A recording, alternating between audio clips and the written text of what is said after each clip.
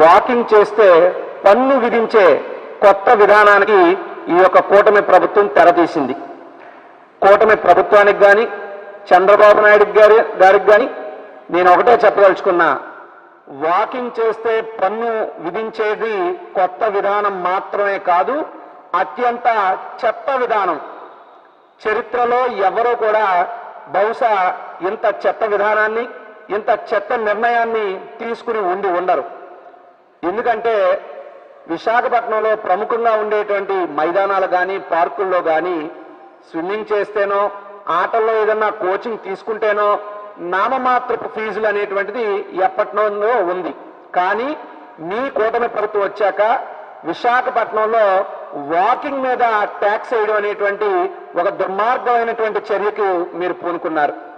నేను అడగదలుచుకున్నాను ఈ కూటమి ప్రభుత్వాన్ని, చంద్రబాబు నాయుడు గారిని, విశాఖ వాసిగా వైఎస్ఆర్సీపీ నేతగా సూటిగా అడుగుతున్న చంద్రబాబు నాయుడు గారు, అయ్యా లోకేష్ గారు, అయ్యా పవన్ కళ్యాణ్ గారు, కూటమి పెద్దలారా, వాకింగ్ చేస్తే మనిషికి 720 రూపాయలు ట్యాక్స్ అంటున్నారే, వాకింగ్ చేస్తే పన్ను అంటున్నారే, అంటే ఈరోజు వాకింగ్ మీద పన్ను, రేపు టాకింగ్ మీద కూడా పన్నేస్తారా? ఎల్లుండి బాతింగ్ మీద, ఆ మర్నాడు బ్రీతింగ్ మీద కూడా పన్నేస్తారా? అంటే నడిస్తే పన్ను, పడుకుంటే పన్ను వేసేటటువంటి చెత్త విధానాన్ని విశాఖపట్నంలో మీరు అమలు చేయాలనుకుంటున్నారా అని నేను ఈ కూటమి ప్రభుత్వాన్ని అడుగుతున్నా. ఎటు తీసుకుపోతున్నారు మీరు విశాఖపట్నాన్ని? మీ ప్రభుత్వం వచ్చి దాదాపు 2 ఏళ్ళు పూర్తయిందే, విశాఖపట్నాన్ని మీరు చేసినటువంటి అభివృద్ధి ఏమిటి అని చెప్పి నేను సూటిగా అడుగుతున్నా. అసలు ఈ 2 ఏళ్ల కాలంలో విశాఖపట్నంలో మీరు చెప్పుకోదగ్గ ఒక ప్రాజెక్టు కానీ, చెప్పుకోదగ్గ ఒక భవనం కానీ ఏది మీరు పూర్తి చేశారో చెప్పాలని చెప్పి చంద్రబాబు నాయుడు గారిని అడుగుతున్నా. నాట్ ఓన్లీ చంద్రబాబు నాయుడు గారు, విశాఖపట్నంలో ఉన్నటువంటి కూటమి ప్రజాప్రతినిధులు ఎవరైనా సరే నా ప్రశ్నకి సమాధానం చెప్పండి అని కోరుతున్నా. మరీ ముఖ్యంగా విశాఖపట్నంలో ఉన్నటువంటి కూటమి ప్రజాప్రతినిధులను అడుగుతున్నాను నేను, మీరందరూ విశాఖ కూటమి ప్రజాప్రతినిధులారా, మీరందరూ మనసు చంపుకొని బానిసల్లాగా చంద్రబాబు నాయుడు గారికి ఊడిగం చేయడం మానేయండి. ఆత్మ గౌరవంతో బతకండి, ప్రాంతానికి ఆత్మ గౌరవం వచ్చే విధంగా వ్యవహరించండి. ఎక్కడా లేని విధంగా విశాఖపట్నంలో నడిస్తే పన్నా, వాకింగ్ మీద ట్యాక్స్ వేస్తారా? ఎక్కడన్నా ఉందా ఈ విడ్డూరం? ఏంటి ఘోరం? అంటే మీకు మెదడులో ఉన్నటువంటి గుజ్జు మోకాల్లోకి, అక్కడ నుండి అరికాల్లోకి ఏమైనా జారిపోయిందా? లేదా ప్రజలు మీరు పిచ్చోళ్ళు అనుకుంటున్నారా? లేదా ప్రజలు అధికారం ఇచ్చారు కదా, అహంకారం తలకెక్కి మేమేం చేసినా చెల్లుబాటు అవుతుందని అనుకుంటున్నారా? ఏ రకంగా మీరు భావిస్తున్నారని నేను అడుగుతున్నా. చంద్రబాబు నాయుడు గారు, మిమ్మల్నే నేను అడుగుతున్నా సార్, ఈరోజు మీరు విశాఖపట్నంలో ఏదైతే చాలా మైదానాల దగ్గర, చాలా పార్కుల దగ్గర వాకింగ్ మీద పన్ను విధిస్తూ మనిషికి 700 రూపాయలు కట్టనిదే లోపలికి రానివ్వం అని చెప్పి బోర్డులు పెట్టారు కదా, ఆ క్రీడా మైదానాలు, ఆ పార్కులు అభివృద్ధి చేసింది మీరు కాదయ్యా, అభివృద్ధి చేసింది వైఎస్ జగన్మోహన్ రెడ్డి గారు. లిస్టు చెబుతాను, తెలుగుదేశం నాయకులారా, జనసేన నాయకులారా, కూటమి నాయకులారా, మీ కళ్ళు చెవులు 2 పెద్దలు చేసుకుని వినండి. ఇందిరా ప్రియదర్శిని మున్సిపల్ స్టేడియం కానివ్వండి, స్వర్ణ భారతి ఇండోర్ స్టేడియం కానివ్వండి, రాజీవ్ గాంధీ ఇండోర్ స్టేడియం కానివ్వండి, ఎఫ్ఈ స్పోర్ట్స్ కాంప్లెక్స్ కానివ్వండి, ఏక్వా స్పోర్ట్స్ కాంప్లెక్స్ కానివ్వండి, లేదా శివాజీ పార్క్ కానివ్వండి, ఇలా చెప్పుకుంటూ పెట్టే లిస్టు చాంతాడంత అవుతుంది జగన్మోహన్ రెడ్డి గారు విశాఖపట్నంలో చేసినటువంటి క్రీడా మైదానాలు, పార్కు యొక్క అభివృద్ధి. ఆ రోజు జగన్మోహన్ రెడ్డి గారు కోట్లు వెచ్చించి విశాఖపట్నం వాసులు ఆరోగ్యంగా ఉండాలి, నడకుండాలి అని చెప్పి ఆలోచించి వారి కోసం జగన్మోహన్ రెడ్డి గారు విశాఖలో ఇన్ని అభివృద్ధి చేస్తే, ఈ రోజు మీరు అధికారంలోకి వచ్చి విశాఖను అభివృద్ధి చేయకపోగా తగుదనమ్మా అంటూ జగన్మోహన్ రెడ్డి గారు చేసిన అభివృద్ధిని ప్రజలు వినియోగించుకుంటే మీకు పన్నులు కట్టాలా? నడిస్తే పన్ను కట్టాలా? ఇది ఎక్కడ అన్యాయం? జగన్మోహన్ రెడ్డి గారు క్రీడా మైదానాలు, పార్కులే కాదు, ఓపెన్ జిమ్లు కానివ్వండి, ఇలా ఎంతో చేశాడు విశాఖపట్నానికి క్రీడల పరంగా, ప్రజా ఆరోగ్య పరంగా. మరి మీరు అసలు 2 ఏళ్ల కాలంలో విశాఖపట్నంలో మీరు చేసినటువంటి అభివృద్ధి ఏమిటి? శూన్యం, గుడ్డు సున్నా. విశాఖపట్నాన్ని మీ ప్రచార ఆర్భాటాలకు వాడుకోవడానికి, మీ విలాస రాజకీయాలకు వాడుకోవడానికి, మీ తాలూకా తొత్తులకు, తాబేదారులకు విశాఖపట్నంలో భూములు పప్పు బెల్లాల్లా పంచివ్వడానికి తప్పితే మీరు విశాఖపట్నానికి ఏం చేశారు అంటే శూన్యం. ఈ 2 ఏళ్ల కాలంలో విశాఖపట్నంలో ఉన్నటువంటి వాసులకు సంబంధించి నేను అడుగుతున్నా, చంద్రబాబు నాయుడు గారు, మీరు విశాఖపట్నంలో ఉన్నటువంటి పౌరులు జీవీఎంసీకి కట్టినటువంటి పన్నులను కూడా జీవీఎంసీకి విశాఖ పౌరులు కట్టిన పన్ను డబ్బులను కూడా అమరావతికి తరలించుకుపోయారు అనే సమాచారం ఉంది. ఎంత తరలించుకుపోయారు, ఎప్పుడు తరలించుకుపోయారు, ఎలా తరలించుకుపోయారో బహిర్గతం చేసే దమ్ము చంద్రబాబు నాయుడు గారు మీకు కానీ మీ కూటమి నాయకులకు కానీ ఉందా అని చెప్పి నేను అడుగుతున్నా. ఆ వివరాలన్నీ కూడా బహిర్గతం చేయాలని చెప్పి విశాఖ వాసిగా మేము డిమాండ్ చేస్తా ఉన్నాం చంద్రబాబు నాయుడు గారిని.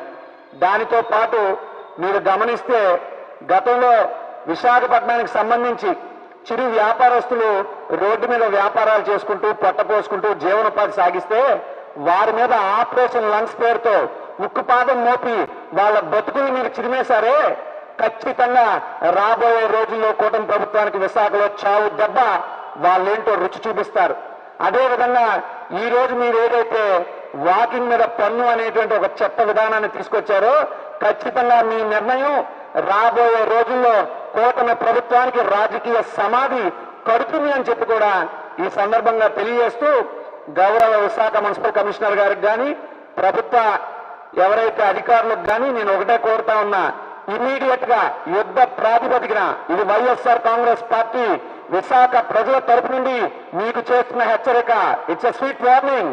ఇమీడియట్ గా ఎక్కడెక్కడైతే ఏ మైదానాల బయట అయితే ఏ పార్కుల బయట అయితే మీరు మనుషులు వాకింగ్ చేస్తే 720 రూపాయలు పన్ను కట్టాలని చెప్పి ఫ్లెక్సీలు కట్టించారో ఇమీడియట్ గా అవన్నీ తీయించండి.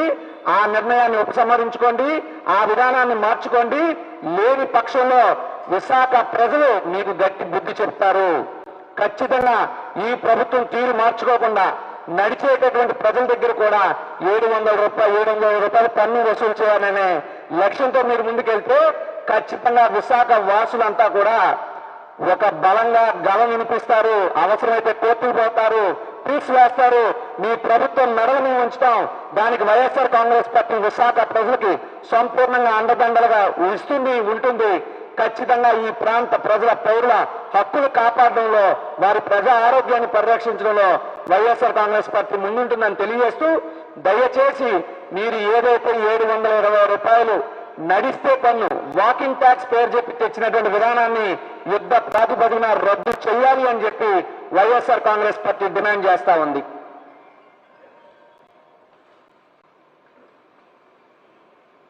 ఇంకొక అంశాన్ని గమనిస్తే ఇక్కడ ప్రజలు నడిస్తే పన్ను అడుగుతున్నారు. ప్రజలు రోడ్డు మీద ఏదైనా చిల్లర కొట్లు పెట్టుకుని బతికితే వాళ్ళందరి జీవితాలు నాశనం చేస్తున్నారు. కానీ చంద్రబాబు నాయుడు గారి సుపుత్రుడికి తోడలుడైనటువంటి గీతం భరత్ గారికి సంబంధించినటువంటి యూనివర్సిటీకి మాత్రం వేలాది కోట్లు విలువైనటువంటి భూముల్ని దారాదత్తం చేసేస్తున్నారు. ఆయనకి 5,000 కోట్ల రూపాయలు భూమి ఇచ్చే ఉదాసీనత ఉన్నటువంటి జీవీఎంసీ వారు సామాన్యుడు ఒక పౌరుడు విశాఖపట్నంలో ఒక స్టేడియంలో ఆరోగ్యం కోసం కదా నడుస్తారు. ఏ బీపీ ఉండొచ్చు, లేదా మరొక ఆరోగ్య సమస్య ఉండొచ్చు, నడిస్తే ఆరోగ్యం మెరుగుపడుతుందని డాక్టర్లు చెప్పుండొచ్చు. దాని నిమిత్తం ఆయన ఆరోగ్యం కోసం నడిస్తే కూడా వారి దగ్గర 720 రూపాయలు పన్ను వసూలు చేయడం అంటే ఎంత దారుణం. అంటే అయినోళ్ళు కాపుల్లోని కానోళ్ళకి కంచాల్లోని అన్న విధంగా మీరు వ్యవహరిస్తున్నటువంటి తీరు కనబడతా ఉంది.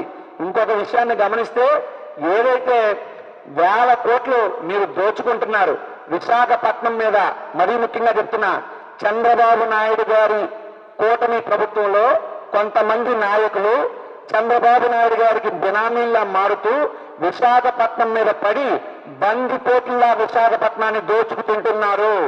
వీళ్ళంతా విశాఖపట్నానికి వస్తున్నటువంటి రాజకీయ బందిపోట్లు. ఎక్కడ భూములు ఉన్నాయి, ఎక్కడ డబ్బులు ఉన్నాయి, ఎక్కడ మరొకటి ఉంది, ఏ రకంగా విశాఖపట్నాన్ని పీల్చి పిప్పి చేయాలి, విశాఖపట్నాన్ని ఒక జలగల్లా పట్టి పీడిస్తున్నారు ఈ కూటమి నాయకులు వారి పరిపాలనా రీతితో. ఇప్పటికే ప్రజలు విసిగి వేసారిపోయారు. ఇప్పటికైనా ఇటువంటి దిక్కుమాల చర్యలకు స్వస్తి పలికి ప్రజా అభిష్టం మేరకు నడుచుకోవాలని చెప్పి కూటమి ప్రభుత్వాన్ని కోరుతా ఉన్నా. నమస్కారం.